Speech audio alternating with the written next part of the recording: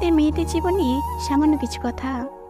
আমরা কখনো নিজের জন্য বাঁচিনি, জন্মের পর থেকেই কারো না কারোর জন্য বাঁচার চেষ্টা করেছি। দেখো না, মেয়ে হয়ে জন্ম নেওয়ার পর বাবা মার সম্মান বাঁচানোর জন্য কত লড়াই করে নিজেকে সংযত করে বুঝিয়ে তাদের সব কথা মেনে চলেছি, তাদের মতন করে জীবনকে চালনা করে চলেছি। আমরা তবুও অনেক সময় তাদের ভালো মেয়ে নই। আমরা মেয়েরা যে কাউকে ভালোবাসি না এমনটা নয়, আমরাও কাউকে ভালোবাসি, আমরাও কাউকে না কাউকে মন দেই, কিন্তু আমাদের ভালোবাসাগুলো অনেক জনের ক্ষেত্রেই পূর্ণতা পায় না। কারণ কি জানো, আমরা বাবা মান সম্মানের কথা ভেবে নিজের ভালোবাসার কথাটা তাদের বলতেই পারি না। নিজের ভালোবাসাটা বিসর্জন দিয়ে তাদের কথা মতো একদম অচেনা অজানা একজন মানুষকে আমাদের বিয়ে করে নিতে হয়। মেয়েদের জীবন কি আজব, তাই না? নিজের বাবা মার মায়া ত্যাগ করে অচেনা একটা জায়গায় এসে তাদের মতো করে নিজেকে মানিয়ে নিতে হয়, যেটার জন্য আমরা কখনোই প্রস্তুত থাকি না। যদি সেই মানুষটা ভালো হয় তার সাথে সহজেই সবকিছু মানিয়ে নেওয়া যায়, আর যদি খারাপ হয় তো আমাদের কপালটাই খারাপ। শ্বশুরবাড়িতে সামান্য ভুল মানে বিশাল অপরাধ, তখনই আমাদের কাঠগড়ায় দাঁড়াতে হয়, আর শাস্তি স্বরূপ পাই অনেক কটু কথা আর দু চোখে কষ্টের জল।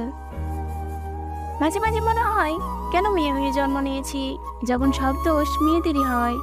মৃত্যুকে তখন অনেক আপন বলে মনে হয়।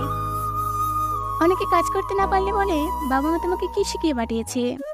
তখন অনেক জবাব দিতে পারতাম আমরা, কিন্তু দেই না, কারণ আমাদের বাবা মার এটাও একটা শিক্ষা যে আমরা যেন বড়দের মুখে মুখে তর্ক না করি।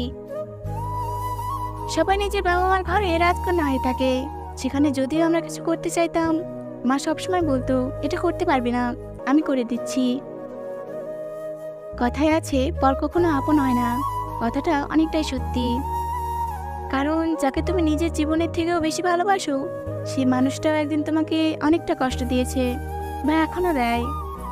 আমরা মেয়েরা চাইলেই সবকিছু করতে পারি, সবাইকে ছেড়ে চলেও যেতে পারি, কিন্তু আমরা পারি না সবার মায়া ত্যাগ করতে, হতে পারি না সবসময় স্বার্থপর। আমি সবাইকে এটাই বলি, একে অপরকে যদি ভালো না লাগে বিয়ে হওয়ার পরেও, তাহলে কোনো সন্তান নেওয়ার আগেই দুজনকে ছেড়ে দাও, তা না হলে সেই বাচ্চার জীবনটা তোমাদের ভুলের কারণে শেষ হয়ে যাবে। শাশুড়িও একজন মা, যখন তার খেয়াল রেখে ভালো রাখতে পারবে ততক্ষণ তুমি ভালো, যদি তার কথার প্রতিবাদ করো তখন তুমি ঝগড়ুটে, আর যখন তার মেয়ে প্রতিবাদ করে তখন সে মেয়ে সাহসী, অনেকটা ভালো তার কাছে। সবশেষে একটাই কথা বলবো, ধৈর্য ধরা ভালো, কিন্তু সহ্যের সীমা অতিক্রম করলে প্রতিবাদ করো। তুমি একজন নারী, তুমি সাহসী।